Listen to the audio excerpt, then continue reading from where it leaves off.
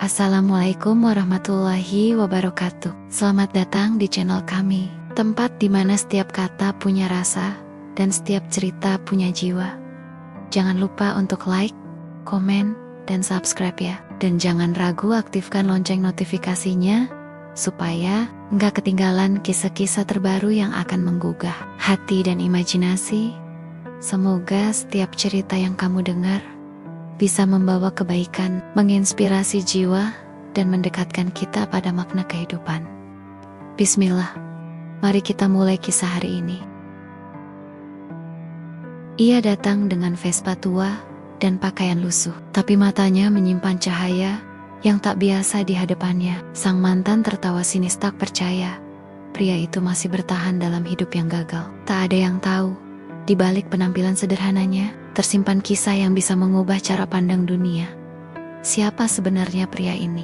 Dan mengapa ia tak pernah membalas hinaan dengan amarah? Udara pagi itu dingin, bahkan menusuk. Embun masih menggantung di ujung daun pisang, di belakang bangunan panti yang sudah mulai mengelupas catnya. Matahari belum sepenuhnya bangun, tapi suara ayam dan langkah kaki kecil mulai terdengar dari lorong sempit di dalam gedung itu. Di sanalah Andi, seorang pria dengan tubuh kurus, rambut yang tak selalu rapi, dan senyum hangat yang tak pernah ia biarkan hilang dari wajahnya. Tengah bersiap memulai hari, Andi duduk di bangku kayu panjang dekat dapur, memperbaiki rantang logam yang tutupnya sudah bengkok. Sesekali ia menyeka keringat dari dahinya. Meski matahari pun belum benar-benar memancarkan panasnya, ia sudah terbiasa dengan pagi seperti ini, sunyi, tenang, tapi juga penuh kewajiban yang menantinya. Mas Andi, ini termosnya udah saya isi teh manis, masih anget, kata Bu Sarti, pengurus utama panti asuhan itu, sambil meletakkan sebuah termos kecil di meja kayu reyot. Wah, terima kasih banyak, Bu Sarti, bisa buat penghangat di jalan, ujar Andi dengan senyum yang tulus, mengambil cangkir enamel dan menuangkan teh ke dalamnya. Harumnya membuat tubuh yang dingin terasa lebih hidup. Hari ini, seperti biasa, ia akan mengantar logistik bantuan ke panti cabang di kecamatan sebelah. Perjalanan tak jauh, tapi jalanan berlubang dan tanjakan turunan kecil membuat Vespa tuanya harus berjuang lebih keras. Vespa itu bukan sekadar kendaraan baginya, ia adalah teman lama, saksi bisu segala macam derita dan sukacita selama bertahun-tahun. Andi melangkah ke garasi kecil yang lebih mirip gudang. Di sanalah Vespa tua berwarna biru pudar itu diparkir. Catnya terkelupas di beberapa bagian, joknya disambung dengan lakban hitam, dan suara mesinnya. Suara mesinnya seperti orang tua yang mendengkur. Tapi ia tetap hidup, tetap setia menemani. Setelah memeriksa angin ban dan mengikat 2 kardus bantuan di bagian belakang Vespa, Andi menghela napas panjang. Ia menatap langit yang mulai cerah, lalu menyeka noda oli dari tangannya dengan lap lusuh yang tersampir di bahu. Yuk, Vis, hari ini kita punya misi, bisiknya sambil menapok-nepok bodi motor itu dengan lembut. Perjalanan dimulai. Jalanan masih sepi. Sesekali Andi melewati pedagang sayur yang mendorong gerobak, atau anak-anak yang berjalan kaki menuju sekolah. Beberapa dari mereka melambaikan tangan sambil berteriak, "Om Andi!" Ia membalas dengan senyum lebar dan klakson khas Vespanya yang sumbang, namun justru membuat tawa kecil dari yang mendengarnya. Ada sesuatu dari cara Andi menjalani hidup yang membuat orang-orang merasa tenang, seolah melihat seseorang yang sudah berdamai dengan kenyataan, tanpa perlu mengeluh. Tapi bukan berarti hatinya tak pernah letih. Ada malam-malam di mana Andi menangis.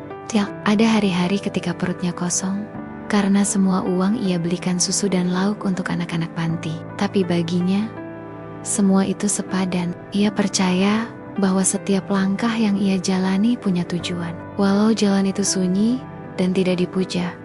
Sesampainya di panti cabang, Andi disambut pelukan hangat dari anak-anak dan pengurus di sana. Ia menurunkan kardus berisi pakaian layak pakai, beras, buku bekas, dan beberapa perlengkapan sekolah yang didapat dari donatur kecil. Meski tak banyak, bantuan itu adalah harapan. Mas Andi, ini dari siapa? Tanya seorang anak laki-laki sambil membuka kardus berisi buku. Dari orang baik yang tidak ingin disebut namanya. Tapi mereka nitip pesan, semoga kalian rajin belajar dan tetap semangat, jawabnya. matanya berbinar. Senyum anak-anak itu lebih berharga dari sekadar tepuk tangan atau penghargaan. Setelah membantu menata isi bantuan di gudang kecil, Andi duduk sebentar di bangku depan panti. Ia membuka termos dan menyeruput teh hangat yang sudah mulai dingin. Hatinya tenang, tapi saat itu juga takdir mulai merangkai ulang jalan hidupnya. Karena pada siang harinya, saat ia mampir ke warung dekat pasar untuk membeli nasi bungkus dengan Vespa tua yang ia parkir di depannya, melihat seseorang yang sudah lama hanya ada dalam ingatan. Seorang wanita dengan gaun berwarna krem, kacamata hitam mahal, dan parfum mahal yang tak asing di hidungnya. Dina. Wanita itu turun dari mobil mewah, menoleh sebentar ke arah Vespa, lalu menatap Andi. Dahinya mengernyit, dan mata itu menyipit, mencoba mengenali wajah lelaki lusuh dengan peluh di dahi dan tangan penuh debu. "Andi," ucapnya. Setengah tidak percaya, Andi menunduk sedikit, menyapanya dengan senyum ringan. "Iya, Dina." Dina tertawa pendek, bukan karena senang, tapi lebih seperti geli. "Ya ampun, kamu masih begini juga. Bahkan motornya itu saya dulu ya," katanya sambil menunjuk Vespa tua yang berdiri ringkih. Andi hanya diam, tidak marah, tidak tersinggung, tapi juga tidak membalas. "Untung dulu aku gak jadi sama kamu. Gak kebayang hidup kayak gini," ucap Dina setengah berbisik, lalu melangkah pergi dengan sepatu hak tingginya. Mobilnya meninggalkan suara deru, mesin yang mahal, dan aroma parfum yang tertinggal di udara. Andi menatap Vespanya, dielusnya bodi yang dingin. "Kamu tahu, kita gak kalah kok, kita cuma belum selesai," bisiknya. Langit mendung, tapi dalam dada Andi mulai muncul sesuatu. Bukan dendam, bukan kemarahan, tapi tekad. Karena mungkin sudah waktunya membuktikan bahwa tidak semua kemenangan perlu panggung megah untuk dilihat. Hari-hari setelah pertemuannya dengan Dina terasa ganjil bagi Andi. Bukan karena ia masih menyimpan rasa, tapi karena caranya dipandang lebih tepatnya, diremehkan menyisakan luka kecil yang entah kenapa masih terasa. Luka lama memang tidak selalu sembuh. Kadang hanya diam, menunggu disentuh kembali oleh peristiwa yang tak disengaja. Pagi itu, langit sedikit mendung. Embusan angin terasa lebih dingin dari biasanya. Andi baru saja selesai mengajar anak-anak panti menanam bibit cabai dan tomat di pekarangan belakang.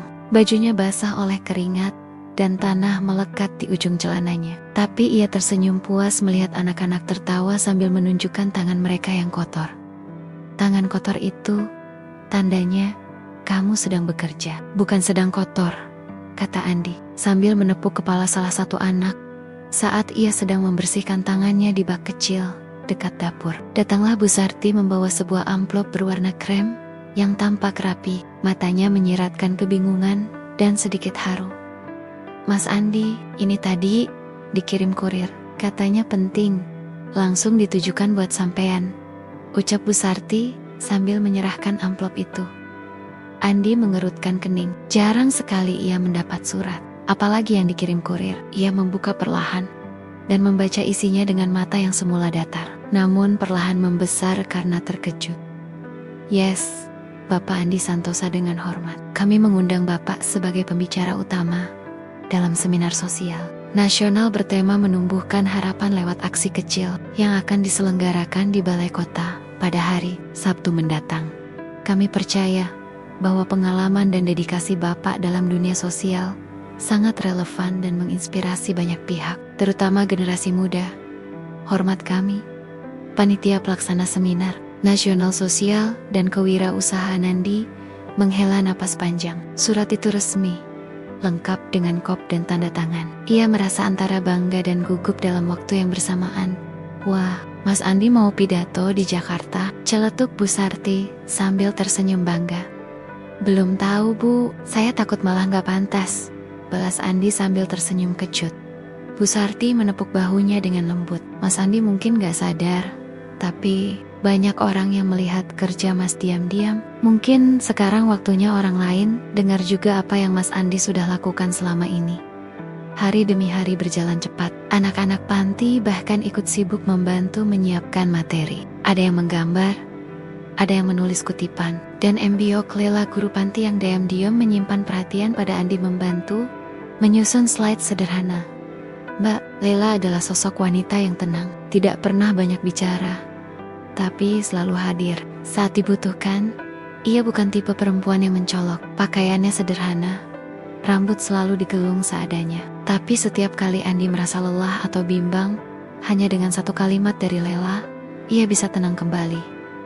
Mas, orang yang ikhlas itu gak pernah merasa harus menunjukkan hasilnya. Tapi kalau sampai Allah yang ingin tunjukkan, siapa yang bisa menolak? Ucap Lela suatu sore, saat mereka duduk di teras panti, menyiapkan bahan presentasi. Andi menatapnya dalam-dalam. Ia tidak menjawab, hanya mengangguk. Tapi dalam hatinya, ada sesuatu yang menghangat. Akhirnya hari itu tiba. Andi berangkat dengan kemeja biru yang ia pinjam dari temannya, celana kain yang sudah mulai longgar, dan sepatu butut yang ia semir hingga mengilap. Ia membawa ransel kecil berisi materi dan, tentu saja, termos teh dari Bu Sarti. Ia menolak naik travel, katanya, terlalu mahal. Ia lebih memilih naik Vespa tuanya. Meski itu berarti berangkat lebih pagi dan menempuh waktu lebih lama.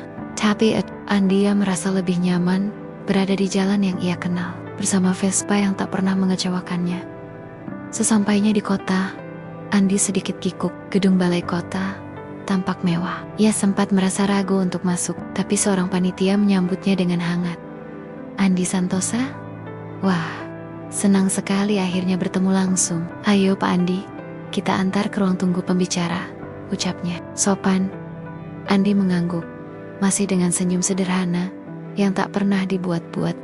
Di ruang tunggu, Andi duduk berdampingan dengan pembicara lain. CO, motivator, akademisi. Ia tampak mencolok, kemejanya biasa, ranselnya kusam, dan Vespanya terparkir paling ujung dengan roda miring. Tapi tidak ada yang tahu bahwa dialah yang nanti akan membuat ruangan itu hening. Di sisi lain gedung, seorang wanita juga hadir sebagai tamu undangan kehormatan. Dina. Ia tidak tahu siapa pembicara utama seminar ini. Ia hanya hadir karena suaminya adalah salah satu donatur tetap yayasan penyelenggara. Dina tampak anggun, mengenakan blazer mahal dan rambut yang disanggul elegan. Ia duduk dengan angkuh, menatap satu persatu nama pembicara di brosur. Namun begitu, pembicara utama dipanggil ke atas panggung. Bapak Andi Santosa, pendiri Yayasan Harapan Kita. Wajahnya langsung berubah. Dina menegakkan tubuh, matanya membulat. Ia menoleh cepat ke arah podium. Tak salah lagi, itu Andi pria yang beberapa hari lalu ia hina karena Vespa tuanya. Tapi yang berdiri di hadapannya saat ini adalah pria dengan aura berbeda. Wajahnya tenang, senyumnya mantap, dan suara bicaranya membuat ruangan diam. Mendengarkan, Andi memulai pidatonya dengan sebuah cerita kecil tentang seorang anak yang ingin sekali sekolah, tapi tak mampu membeli sepatu. Tentang anak jalanan yang kini menjadi perancang batik, dan tentang dirinya yang hanya punya Vespa tua, tapi tetap ingin menyumbang cinta untuk dunia. Kami mungkin tidak punya uang banyak, tapi kami percaya satu hal. Kasih sayang tidak perlu modal besar, hanya perlu kesungguhan, ucapnya. Disambut tepuk tangan riuh. Dina tidak ikut bertepuk tangan, tangannya menggenggam erat brosur. Di wajahnya tampak sesal yang menetes lewat mata. Suaminya menoleh dan berkata, "Hebat ya, pria itu. Sederhana tapi luar biasa." Dina tak menjawab. Ia hanya menunduk. Dalam hati, ia sadar ia telah meninggalkan pria yang tak pernah kehilangan arah. Tahun-tahun itu telah lewat, tapi kenangan memiliki caranya sendiri untuk tetap tinggal. Bukan dalam bentuk nyata, melainkan sebagai bayangan tipis yang menempel pada dinding hati tak terlihat, namun selalu ada.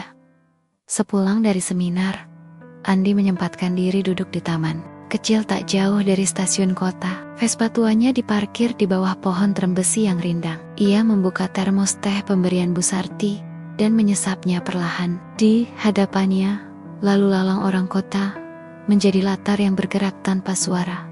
Sesekali, ia tersenyum sendiri. Bukan karena puas, tapi karena ingatan masa muda mulai merayap masuk, seperti aroma tanah setelah hujan. Dan disinilah cerita itu bermula. Bertahun-tahun lalu, ketika Andi masih mahasiswa idealis dan Dina adalah gadis dengan tawa yang mudah membuat hari menjadi terang. Mereka pertama kali bertemu di perpustakaan kampus. Andi sedang sibuk menyusun proposal kegiatan sosial mahasiswa, sementara Dina datang mencari buku referensi ekonomi bisnis. Tak sengaja tangan mereka bersentuhan saat meraih buku yang sama. Klise, memang, tapi begitulah kisah lama yang tak pernah benar-benar usang.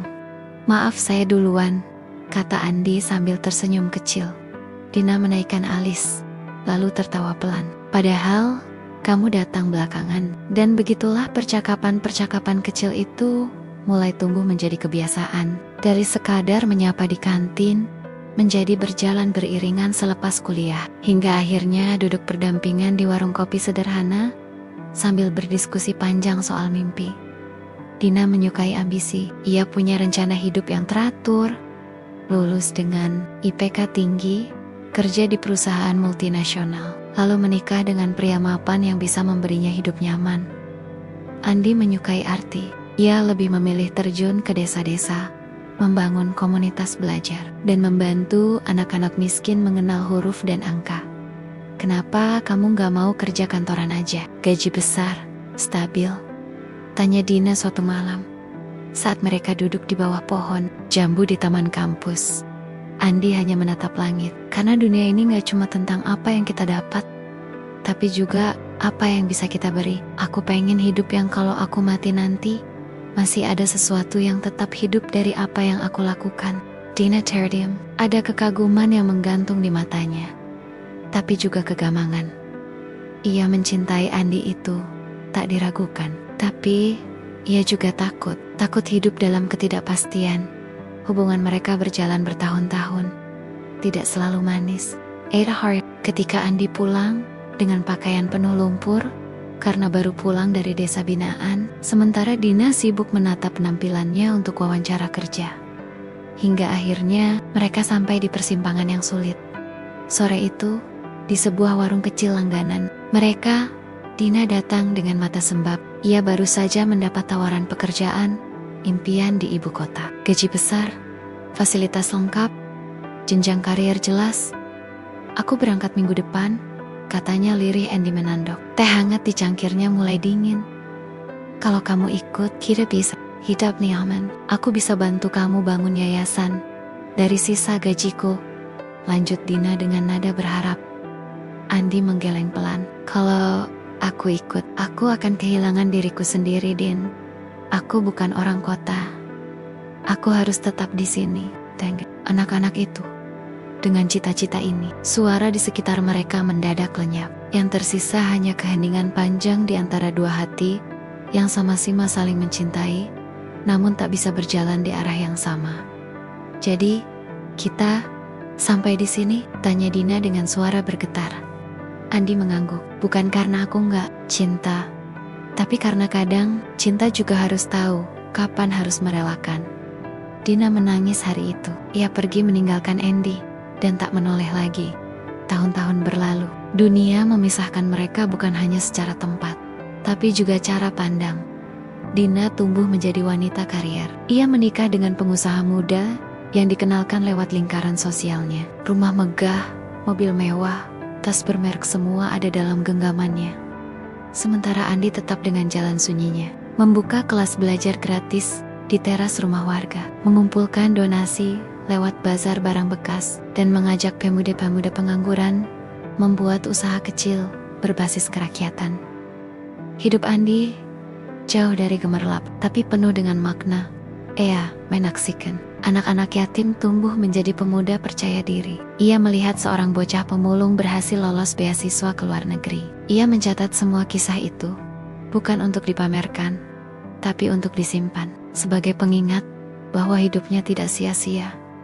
Kini, duduk di taman dengan teh hangat dan Vespa tua di sisinya, Andi mengingat semuanya tanpa marah. Hanya syukur, ia mengeluarkan ponselnya, membuka galeri foto, dan melihat potret anak-anak panti yang tersenyum ceria saat merayakan ulang tahunnya minggu lalu. Ia tersenyum. Tak jauh dari situ, di dalam mobil hitam yang sedang terjebak lampu merah, Dina duduk menatap keluar jendela. Pandangannya tak sengaja tertuju pada pria dengan Vespa tua itu. Matanya membelalak, mengenali punggung yang sangat ia hafal dulu. Andi duduk tenang, menyesap teh dengan senyum yang sama. Senyum yang dulu selalu membuat hatinya tenang. Dina ingin turun, ingin menyapa, ingin bicara, tapi lampu telah hijau, dan momen itu lewat begitu saja.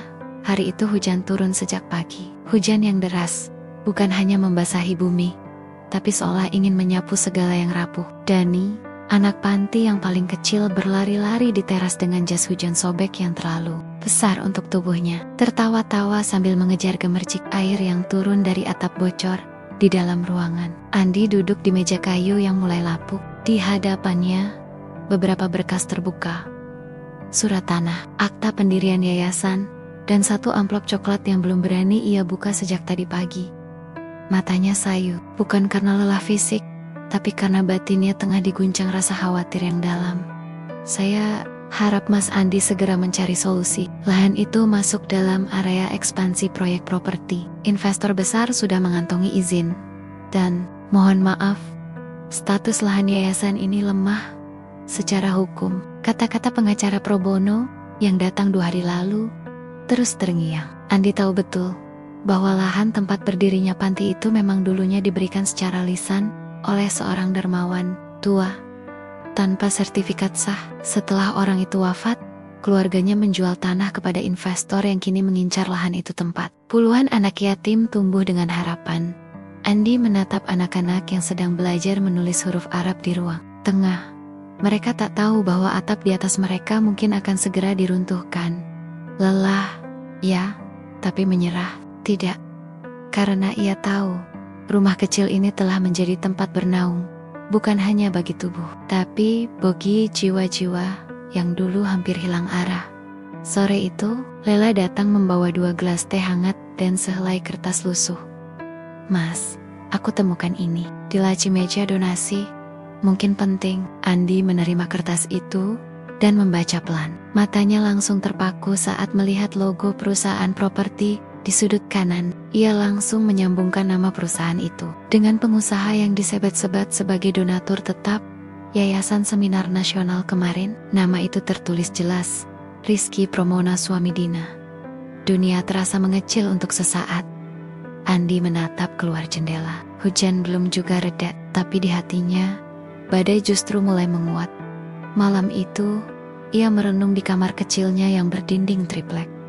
Vespa tuanya terparkir diam di depan. Ia tahu, esok ia harus mengambil keputusan. Haruskah ia bertemu Rizky? Atau, lebih tepatnya, Dina? Bagaimana jika mereka menolak bicara? Atau justru mempermalukannya lagi? Namun suara hati Andi lebih keras dari rasa ragunya. Rumah ini bukan miliknya. Ini rumah puluhan anak yang selama ini hanya tahu satu kata dari sosok bernama Andi. Harapan, ia tak bisa lari. Keesokan harinya, ia memberanikan diri datang ke kantor pusat perusahaan properti itu. Pakaiannya tetap sederhana. Vespa tuanya tetap setia mengantar. Satpam menatapnya curiga saat ia menyebut nama yang ingin ditemui. Maaf Pak, harus ada janji dulu. Andi menyodorkan secarik surat kecil berisi permohonan audiensi dan proposal yayasan yang sudah lama ia siapkan. Beberapa saat kemudian, seorang staf keluar dan memintanya menunggu. Tak lama, pintu kaca terbuka dan seseorang yang tidak asing berdiri di sana. Dina. Wajahnya kaget, antara terkejut dan gugup. Andi mengangguk sopan. Saya ingin bicara tentang lahan panti. Dina tampak bimbang, namun akhirnya mempersilakannya masuk. Mereka duduk berhadapan di ruang meeting yang mewah. Dina tampak canggung. Ia menggenggam cangkir kopinya terlalu erat. Saya tahu ini mendadak, tapi panti itu rumah bagi banyak anak. Saya mohon, pertimbangkan kembali ekspansi itu.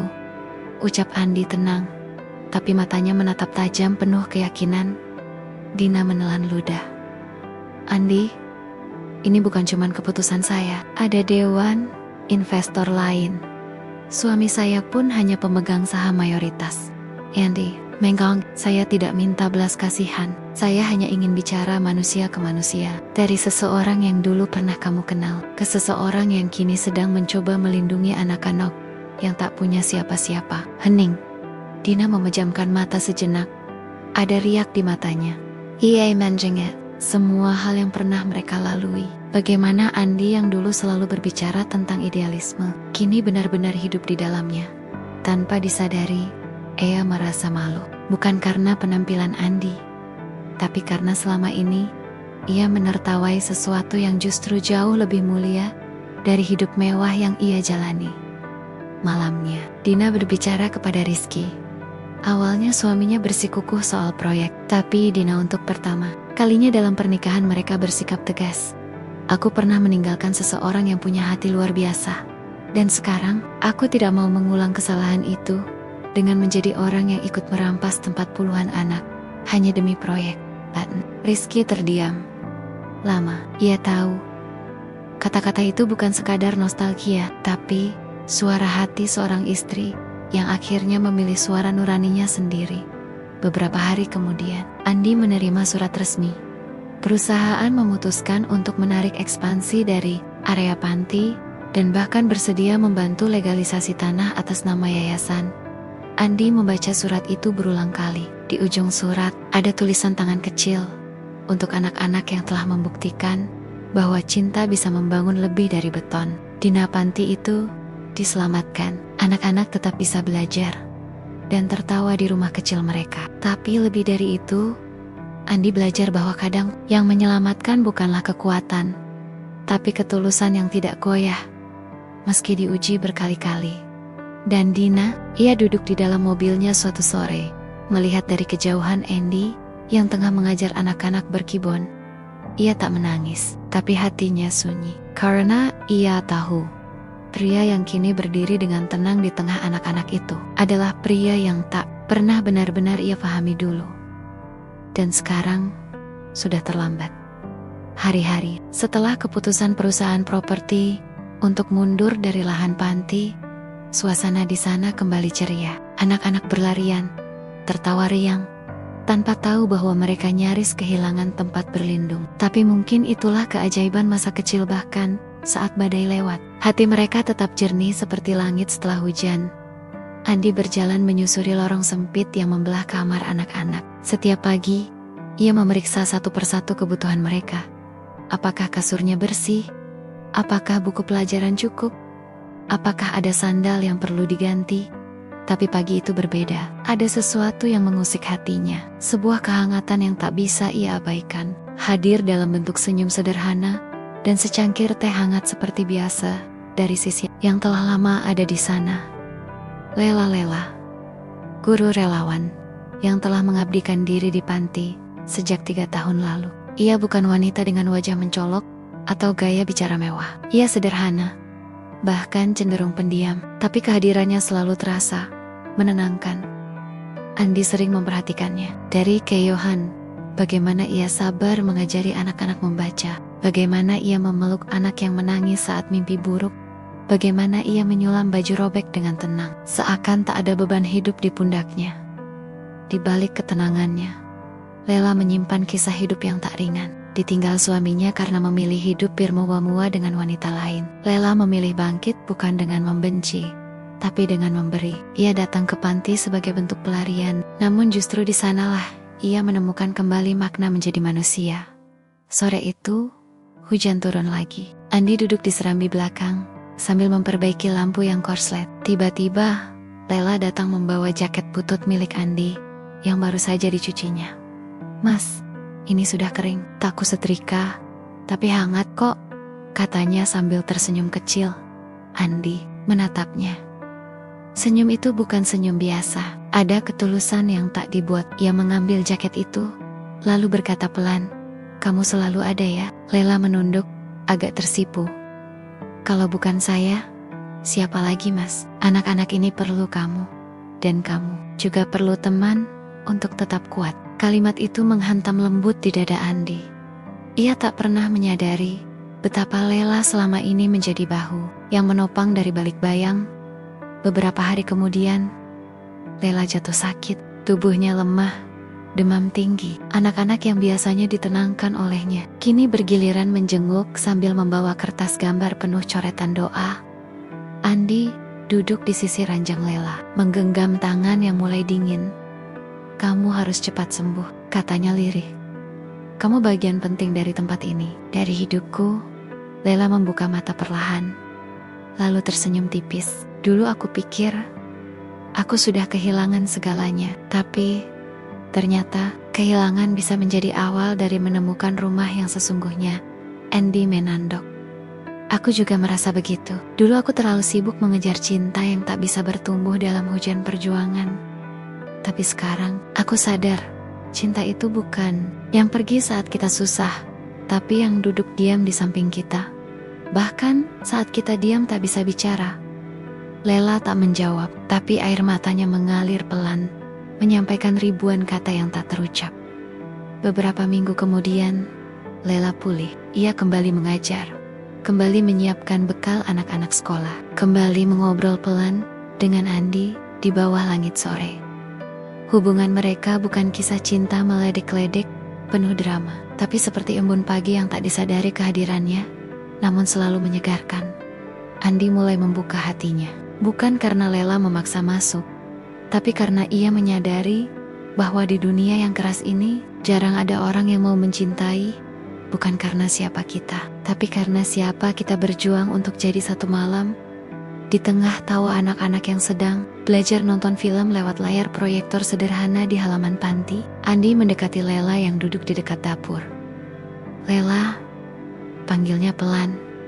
"Iya mas." Andi menghela napas. "Aku gak pandai bicara, tapi bolehkah aku memperbaiki sisa hidup ini bersamamu?" Lela terdiam, matanya menatap langit yang gelap tapi bertabur bintang. "Aku tidak punya harta, Lela. Hanya Vespa tua dan cita-cita kecil yang belum selesai." Lela tersenyum sambil menggenggam tangan Andi. "Dan aku tidak butuh harta. Cukup seseorang yang tahu bagaimana mencintai dengan tulus, tanpa janji besar, tapi penuh bukti kecil setiap hari." Malam itu tak ada musik romantis atau kembang api, hanya sepasang insan sederhana yang saling menyadari bahwa cinta sejati tak selalu hadir dari masa lalu, yang mewah tapi seringkali tumbuh dari peluh yang jatuh bersama, dari diam yang saling mengerti, dari senyum yang datang tanpa paksaan. Dan di pojok halaman, Vespa tua itu berdiri tenang, menyaksikan dua hati saling menyatu dalam kesunyian yang hangat. Mentari pagi menyelinap lewat sela-sela jendela yang lapuk. Anak-anak mulai terbangun, dan suara canda tawa mereka mengisi sudut-sudut panti. Aroma bubur kacang hijau buatan Lela menyeruak dari dapur, menyambut pagi seperti pelukan hangat ibu yang lama tak bertemu. Andi berdiri di halaman, menatap bangunan yang semakin ringkih. Cat dinding mengelupas, beberapa kayu rangka atap mulai rapuh, sementara jumlah anak-anak terus bertambah. Semakin banyak mulut yang harus diberi makan, semakin banyak tangan kecil yang menanti pelukan dan masa depan. Hari itu, ia duduk di ruang tamu panti bersama Lela. Di hadapan mereka, tergeletak selembar kertas bertuliskan proposal pembangunan ulang dan sertifikasi yayasan. Andi membolak-balik berkas itu dengan ragu. Biayanya terlalu besar. Aku bahkan tidak tahu dari mana harus mulai. Lela menatapnya tenang. Tapi kita harus mulai, Mas. Kalau bukan sekarang, kapan lagi? Anak-anak ini butuh tempat yang lebih layak, butuh ruang belajar yang lebih luas, butuh perlindungan hukum, supaya mereka tidak diusir lagi seperti kemarin. Andi mengangguk. Tahu Lela benar. Beberapa hari kemudian, kabar baik datang secara tak terduga. Seorang pengusaha muda bernama Kevin menghubungi Andi lewat surat elektronik. Kevin pernah mendengar kisah panti itu dari seminar sosial yang dibawakan Andi beberapa waktu lalu. Dalam suratnya, Kevin menyatakan minat untuk membantu bukan hanya secara dana, tapi dengan membentuk sinergi antara yayasan sosial dan dunia bisnis modern. Andi penasaran. Ia mengajak Kevin untuk bertemu di kafe kecil dekat pasar tradisional. Kevin datang dengan setelan jas kasual dan senyum percaya diri. Mas Andi, terus terang, saya sangat tersentuh dengan perjuangan Mas. Dan saya punya ide. ujar Kevin sambil menunjukkan presentasi digital dari tabletnya. Ia memaparkan rencana pembangunan ulang panti, lengkap dengan sekolah informal berbasis keterampilan, perpustakaan, mini, dan koperasi kecil yang melibatkan masyarakat sekitar. Bahkan Kevin sudah menyiapkan tim hukum untuk membantu legalisasi seluruh aset yayasan. Tapi ada satu syarat. Saya ingin panti ini menjadi model CSR perusahaan saya. Artinya, ada sponsor logo, dokumentasi video, dan sesekali kunjungan media. Tentu, tanpa mengganggu kegiatan anak-anak. Andi diam. Ia menatap Lela yang dari tadi hanya menyimak dalam diam.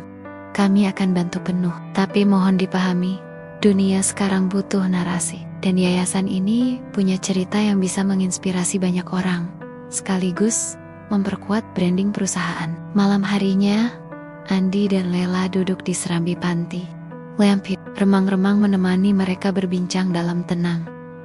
Aku tahu niat Kevin baik, ujar Andi perlahan. Tapi aku takut kita kehilangan arah. Aku takut anak-anak ini hanya dijadikan cerita bukan manusia. Lela menghela napas. Aku percaya kamu bisa menjaga itu, Mas. Kamu tahu betul batasnya. Tapi mungkin ini juga cara Tuhan menjawab doa kita. Karena berapa lama lagi kita bisa bertahan tanpa perbaikan? Kita butuh listrik yang stabil. Kita butuh air bersih. Kita butuh ruang kelas, bukan tikar. Andi menunduk. Hatinya terbelah.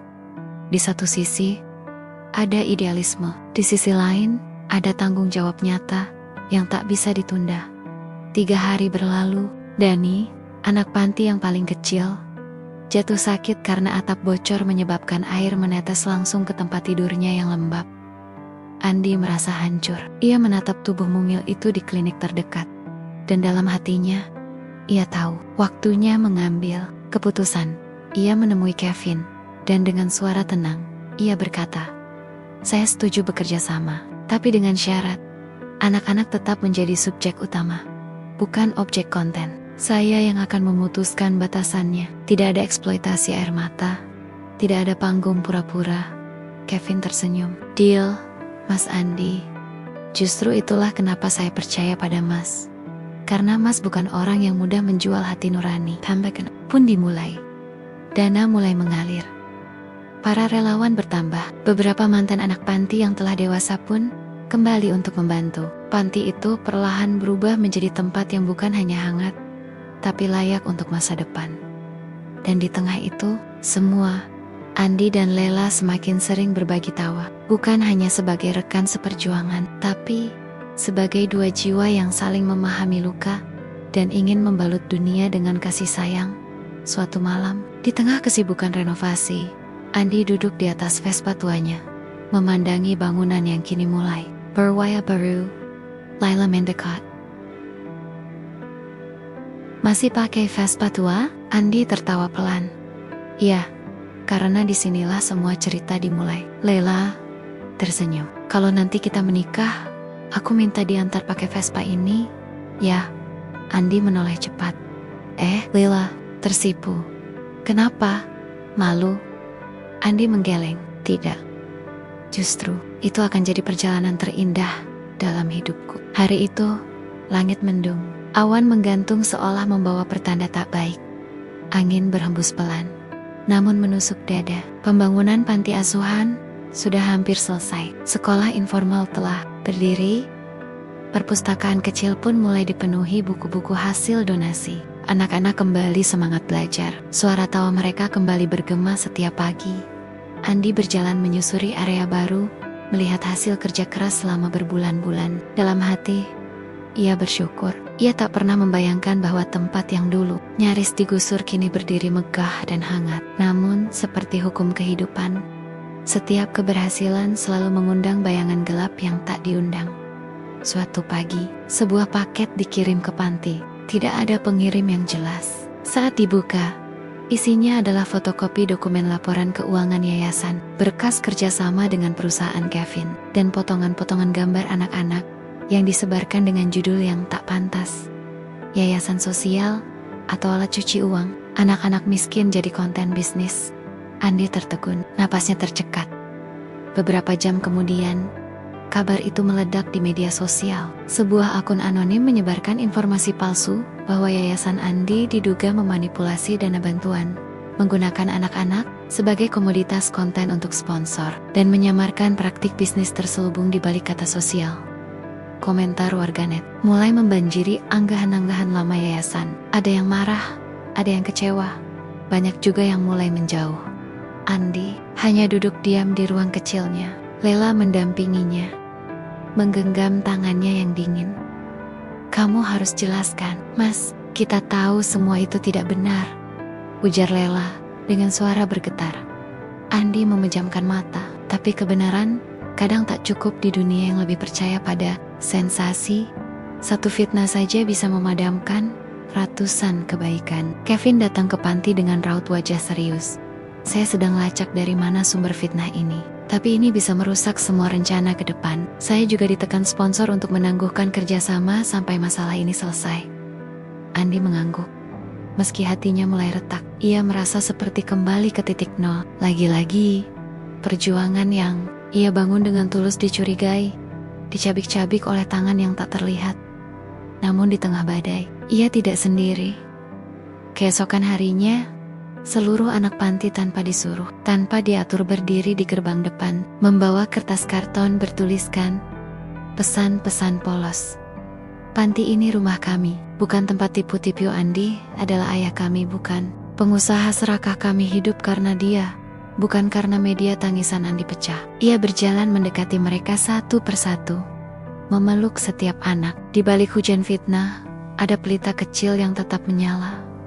Lela berdiri di sampingnya, menatap langit. "Mas, jangan biarkan kebencian mengalahkan kebaikan yang sudah kamu perjuangkan sepanjang hidup." Andi akhirnya memutuskan untuk berbicara. Ia menulis pernyataan terbuka, bukan untuk membela diri, tapi untuk menjelaskan. Ia mengunggah video sederhana, tanpa musik, tanpa editan, hanya dirinya, Lela, dan anak-anak. Di dalam video itu, Andi mengajak semua yang menuduhnya untuk datang dan melihat langsung kehidupan panti. Ia memperlihatkan semua laporan keuangan yang transparan, kerjasama dengan Kevin yang disahkan notaris, serta rutinitas anak-anak yang belajar dan bermain, bukan dijadikan tontonan. Kalau memberi dengan tulus disebut tipu-tipu, mungkin dunia memang sedang kehilangan kepercayaannya, ujar Andi di akhir video. Dalam 2 hari, video itu ditonton jutaan kali. Respons mulai berubah. Wartawan datang ke panti, melakukan investigasi, dan menemukan bahwa tuduhan tersebut tidak berdasar. Bahkan, pihak berwajib menyatakan bahwa laporan keuangan yayasan sangat tertib dan bersih. Tak lama kemudian, penyebar fitnah terungkap. Ternyata, dia adalah mantan manajer proyek Kevin yang pernah diberhentikan karena penyelewengan dana. Dengan dendam membara, ia mencoba menjatuhkan Andi dan Kevin sekaligus melalui jalur kotor. Kevin datang kembali ke panti, kali ini dengan senyum lega. "Kita bersih, Mas Andi." Dan sekarang, justru makin banyak pihak yang ingin membantu. Andi menatap Lela, yang sejak awal tidak pernah goyah. "Aku nyaris menyerah," kata Andi lirih. Lela menggeleng. "Tapi kamu tidak benar-benar menyerah. Itu bedanya kamu dengan mereka yang mencela dari jauh. Kamu berdiri, meski lututmu gemetar." Hari itu, bukan hanya nama Andi yang pulih, tapi juga keyakinan banyak orang bahwa kebaikan masih ada dan akan tetap bertahan selama ada yang menjaganya dengan tulus. Vespa tua itu pun masih ada di teras. Warnanya mulai pudar, tapi tetap menjadi saksi betapa hidup bisa membawa seseorang dari titik terendah menuju tempat yang pantas, bukan karena ambisi, tapi karena ketulusan. Hujan turun sore itu, perlahan tapi konsisten. Pepohonan di halaman panti asuhan bergoyang tertiup angin. Anak-anak sebagian besar berada di dalam aula, mendengarkan Lela mendongeng dengan suara lembut yang penuh kasih. Andi duduk sendiri di beranda, matanya menatap kosong ke jalan yang mulai becek. Vespa tuanya bersandar tenang di bawah atap teras, masih setia menemani, menjadi simbol dari setiap luka yang telah disulam menjadi kekuatan. Tiba-tiba suara mesin mobil terdengar dari kejauhan. Sebuah mobil hitam mewah berhenti tepat di depan gerbang panti. Andi bangkit, sedikit heran. Para tamu memberi kabar lebih dulu. Dari mobil itu turun seorang wanita yang kini jauh berbeda dari kenangannya dulu. Ia tampil anggun, wajahnya masih cantik, tapi lelah dan kosong. Mata mereka bertemu, nafas Andi tercekat.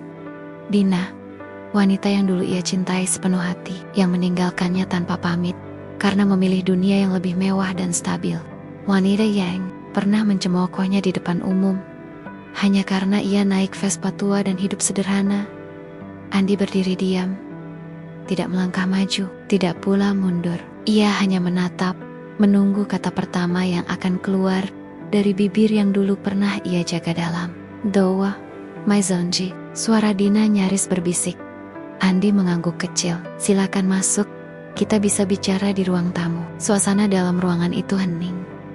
Hanya suara hujan yang terdengar dari luar. Dina memandang sekeliling, melihat buku-buku anak, hasil gambar yang digantung di dinding, dan suasana rumah yang hangat meski sederhana. Aku lihat dari berita, aku salah menilaimu, Mas. Andi menatapnya tanpa emosi. Sudah lama sekali, Din. Dina menendok, menggenggam tangan sendiri yang gemetar. Aku tahu aku bukan siapa-siapa lagi di hidupmu, tapi aku datang bukan cuma untuk minta maaf. Aku sudah berpisah dari suamiku. Perusahaannya bangkrut.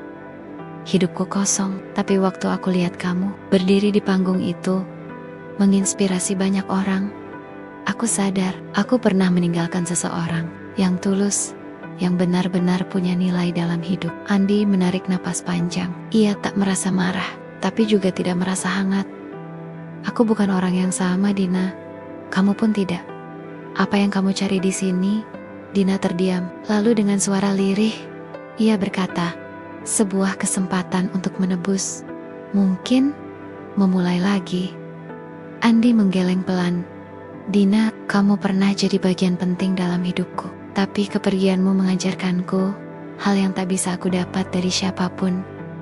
Kekuatan untuk bangkit tanpa sandaran siapa-siapa. Aku bangun semua ini bukan untuk membuktikan sesuatu padamu, tapi karena aku tahu ada anak-anak yang lebih pantas diperjuangkan dibanding masa lalu yang sudah selesai. Air mata Dina mengalir, tapi Andi tidak tergoda untuk menghapusnya. Ia hanya menatap dengan mata yang tak lagi memendam luka, karena hatinya telah sembuh.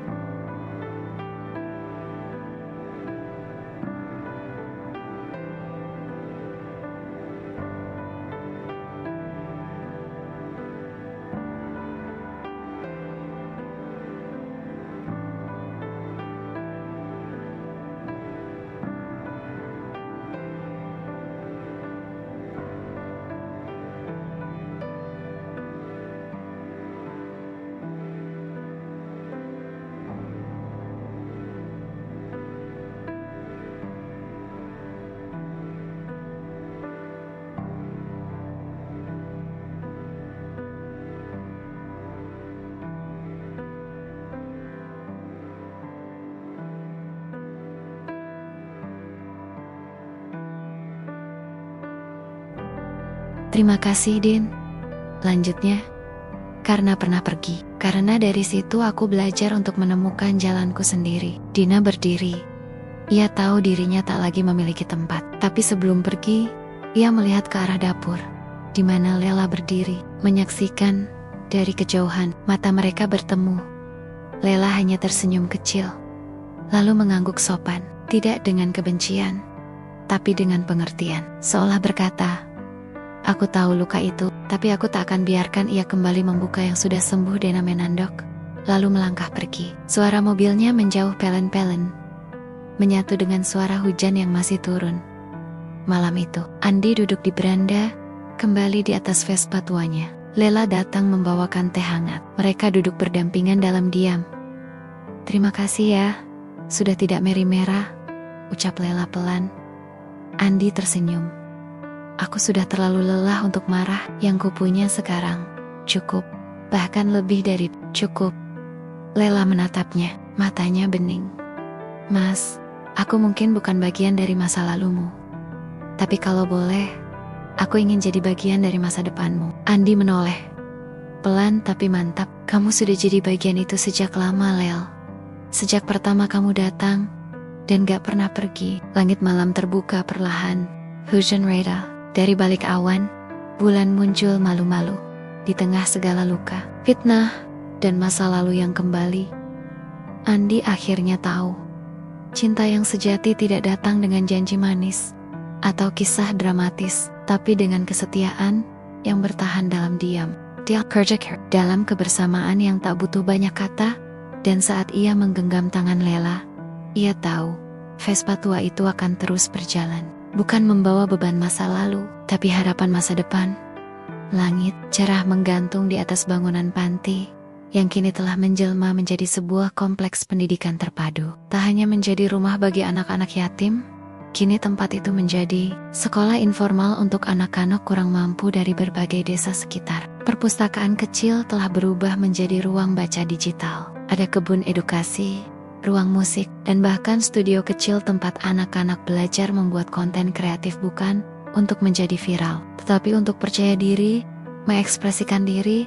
Andi berdiri di tengah halaman, menatap papan nama yayasan yang baru dipasang. Yayasan Lentera Hati, dengan semboyan kecil di bawahnya. Dari ketulusan, tumbuh harapan. Di sampingnya, Lela tersenyum. Ia kini bukan hanya rekan kerja, bukan hanya teman seperjuangan, tapi istri yang setiap pagi bangun bersama, menyeduh teh, dan berjalan berdampingan dalam doa.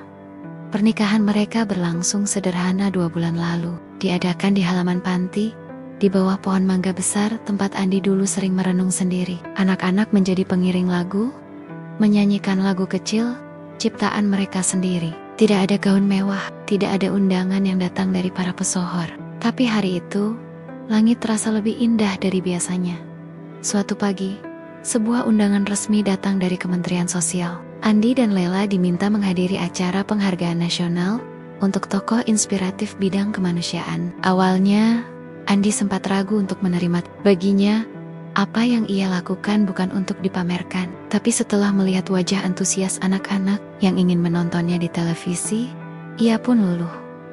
Acara itu berlangsung di ibu kota, di sebuah gedung megah yang selama ini hanya Andi lihat dari layar kaca. Ia mengenakan jas sederhana. Lela berdiri di sampingnya dengan gaun batik yang dijahit oleh ibu-ibu binaan yayasan. Saat namanya dipanggil, seluruh hadirin berdiri dan memberikan tepuk tangan. Di layar besar, diputar kisah perjuangannya, potret Vespa tua, rekaman video saat ia difitnah, dan momen-momen kecil bersama anak-anak panti. Andi berjalan ke panggung, menahan air mata. Saat menerima penghargaan, ia berkata, "Saya berdiri di sini bukan karena saya hebat, tapi karena saya pernah hancur. Dan di titik paling bawah itulah saya belajar bahwa hati yang tulus, jika terus dipertahankan, bisa jadi cahaya yang tak pernah padam." Penghargaan ini bukan untuk saya, tapi untuk semua yang memilih berdiri di sisi kebaikan. Meski dunia tidak selalu berpihak, di bangku penonton Laila menangus, dan beberapa baris di belakangnya, tanpa diketahui banyak orang, Dina hadir. Ia datang, diam-diam, tidak untuk mengganggu, hanya untuk melihat dan menyadari sepenuhnya bahwa lelaki yang pernah ia tinggalkan sudah menjadi sosok yang tak bisa diukur dengan harta atau status apapun. Sepulang dari ibu kota, panti asuhan disambut oleh kerumunan masyarakat desa. Anak-anak membawa spanduk kecil bertuliskan, "Kami bangga padamu, Ayah Andi." Warga mulai semakin banyak yang terlibat. Ada yang menyumbang buku, ada yang menawarkan tenaga untuk mengajar secara sukarela, bahkan ada yang menitipkan tanah kosong untuk dijadikan lahan pertanian mandiri. Suatu malam, saat Andi duduk di beranda, memandangi Vespa tuanya yang kini ditempatkan di semacam monumen kecil di halaman, Lela datang sambil membawa 2 cangkir susu hangat. "Mas, kamu tahu, Vespa itu sekarang jadi spot favorit anak-anak foto." Andi tertawa pelan. "Dulu, waktu kamu pertama kali lihat aku naik itu, apa yang kamu pikirkan?" Lela berpikir sejenak. "Aku pikir, orang ini keras kepala, tapi aku juga lihat ada sesuatu yang kuat di balik keras kepala itu. Sesuatu yang membuatku yakin dia akan terus berjalan meski jalannya lambat." Andi menatap langit, Aku pernah nyaris menyerah, Lel. Tapi kamu datang dan sejak itu semuanya jadi terang. Lela menggenggam tangannya. Kita gak bisa menghapus masa lalu, Mas. Tapi kita bisa memilih apa yang kita tanam hari ini dan apa yang akan kita petik esok. Malam itu, panti asuhan tertidur dalam damai. Di balik jendela kamar, suara tawa anak-anak masih terdengar, bercampur dengan suara jangkrik dan nyanyian malam yang lembut. Dan di sudut halaman, Vespa tua itu berdiri tegak. Catnya mulai berkarat, kursinya sobek. Tapi di sanalah segala harapan pernah dibonceng dan disampaikan ke tempot-tempot yang tak pernah dijanjikan oleh dunia. Andi kini bukan hanya seorang pria sederhana. Ia adalah ayah bagi puluhan anak, suami dari wanita berhati lembut, dan pelita bagi banyak hati yang nyaris padam.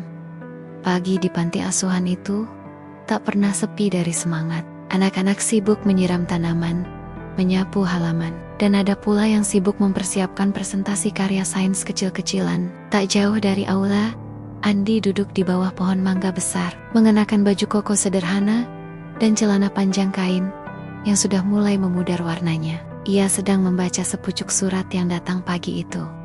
Tulisan di bagian depan amplop membuat matanya membulat pelan. Antak, ayah Andi. Dari anakmu yang pernah tak percaya diri. Andi membuka perlahan. Tangannya gemetar bukan karena usia, tapi karena hatinya sudah tahu surat ini bukan sekadar surat. Assalamualaikum, ayah Andi yang kucintai. Aku menulis surat ini dari sebuah ruang jaga rumah sakit di pelosok desa kecil. Hari ini aku berhasil membantu seorang ibu melahirkan bayinya dengan selamat, tanpa harus dirujuk ke rumah sakit kota yang jauh. Saat bayi itu menangis untuk pertama kalinya, aku menangis juga. Bukan hanya karena bahagia, tapi karena aku sadar aku ada di sini karena ayah.